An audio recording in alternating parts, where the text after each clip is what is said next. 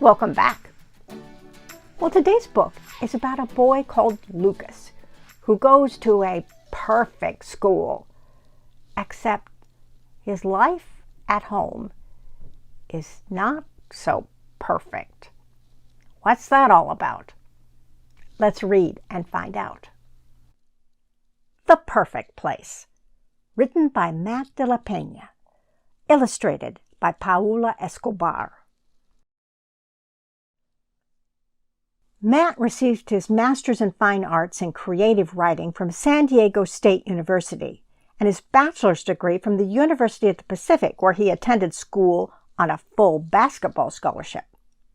He's the Newbery Medal-winning author of Last Stop on Market Street and many other books that we have read, including Milo Imagines the World and Carmela Full of Wishes.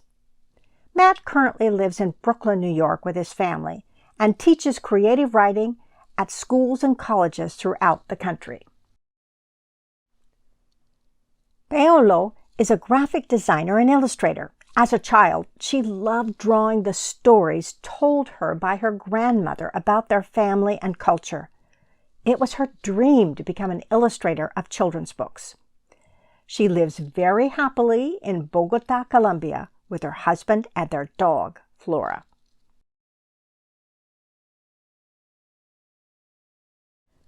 On the day Lucas got a perfect score on his robot report, he floated through the halls with his head held high.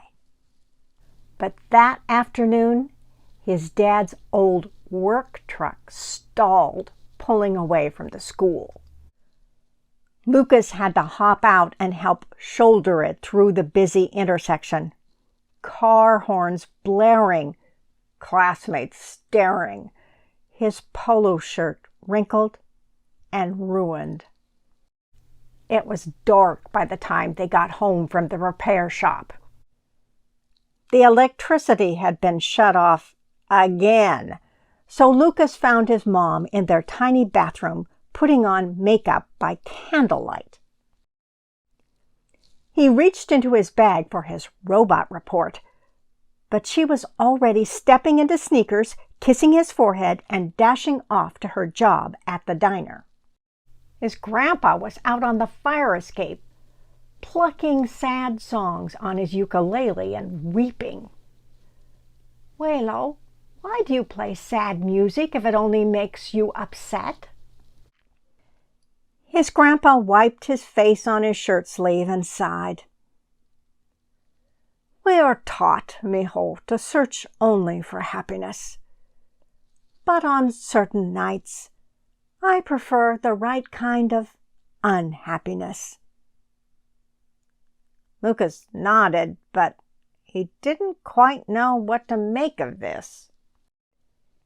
He peered down below. He saw his Aunt Rosa crouched near a dumpster, tinkering with the engine of a junked motorcycle. His dad sat with a group of neighborhood men who played cards each night beneath the yellow glow of a broken street lamp. Baby Gabby was sound asleep in their bedroom. Lucas tiptoed past her crib to the windowsill where he kept his small flashlight.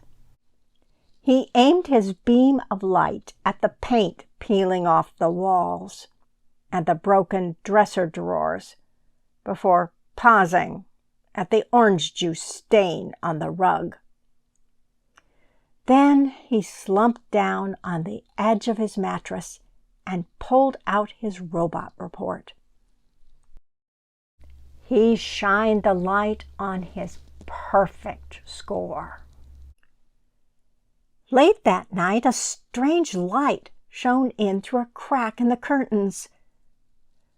Lucas sat up, bleary-eyed, still wearing his street clothes.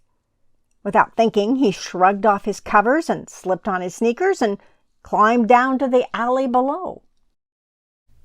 The light led him clear out of his neighborhood, and as Lucas followed, the streets became wider and the trees grew denser. Sagging old apartment buildings gave way to big, bright houses with vast green lawns.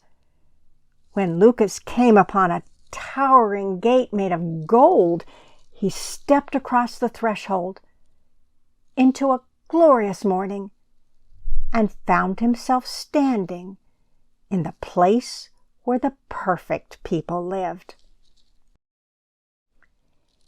He watched in awe as they drove their beautiful cars and beamed their beautiful smiles and spoke their beautiful words.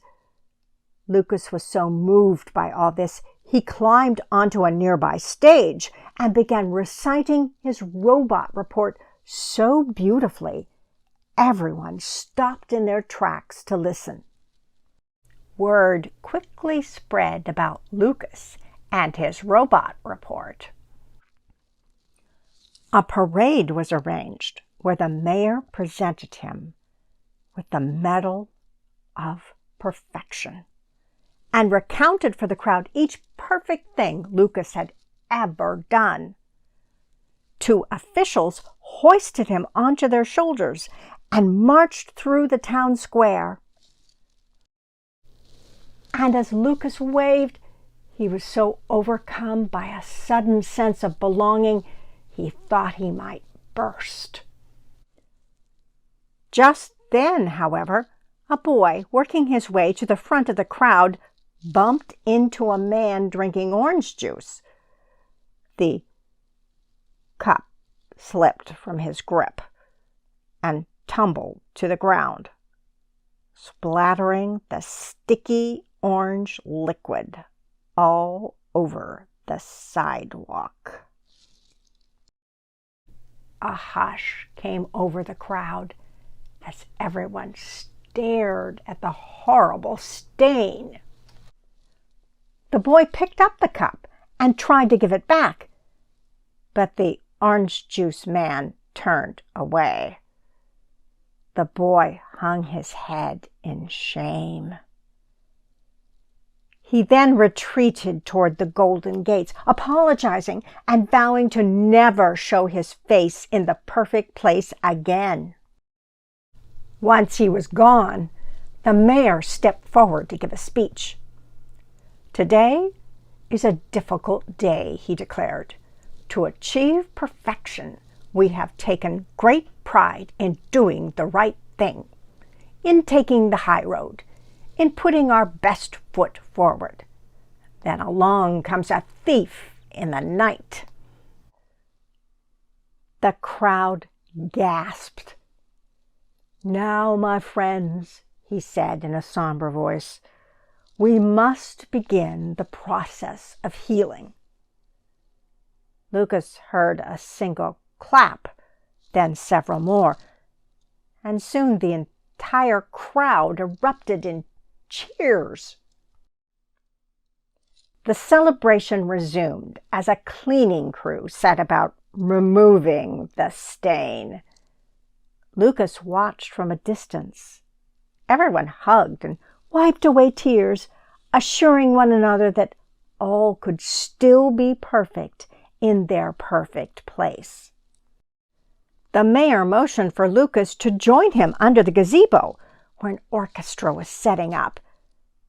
But Lucas now heard the faint plucking of ukulele strings, and he smelled chorizo and eggs cooking in a pan. And was that a baby crying? He backed away slowly before turning to run. The strange light was waiting for him just beyond the golden gate.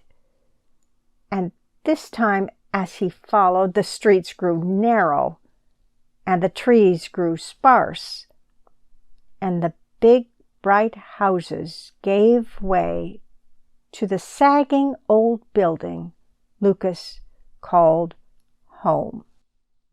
When he opened his eyes, it was early, and he was back in his room, and the strange light, he realized, wasn't strange at all. It was his mom sitting at the foot of his mattress, shining his flashlight on his robot report. When she saw that he was awake, she held it up excitedly. "Lucas, this is wonderful!" Before he could answer, the electricity suddenly clicked back on. And now he saw that his whole family had gathered in his small room. His mom hugged his report against her chest. "Look around," she said, beaming. "Sometimes the world is absolutely perfect." Lucas glanced at the paint peeling off his walls and his mom's smudged makeup and the orange juice stain near his dad's work boots. "Maybe," he said, turning to his grandpa, "it's the right kind of imperfect." The end. So I guess in this book, Lucas learned that perfect is not always a good thing. We can get hung up on thinking, oh, other families all have perfect lives, and my own not-so-perfect life is something to be ashamed of. We only look at appearances. We forget that the Lord does not see as people see. People look on the outward appearance, but the Lord looks on the heart. Thousands of years ago, when God told the prophet Samuel to go to the house of a man called Jesse in a city called Bethlehem and anoint one of Jesse's sons to become the next king of Israel, well, Samuel thought the oldest son had to be the one, but the Lord told him, "Do not look on his appearance or on how tall he is, for I have rejected him." And then Samuel went through 6 more sons of Jesse, and the Lord had not chosen any of them. And Samuel, rather baffled, said to Jesse, "Are all your sons here?" And Jesse said, "Well, there remains yet the youngest. He's out looking after the sheep." And when a young David came in, the Lord spoke to Samuel and said, "Rise and anoint him, for this is the one I have chosen." But David went through years and years of struggle before he became king.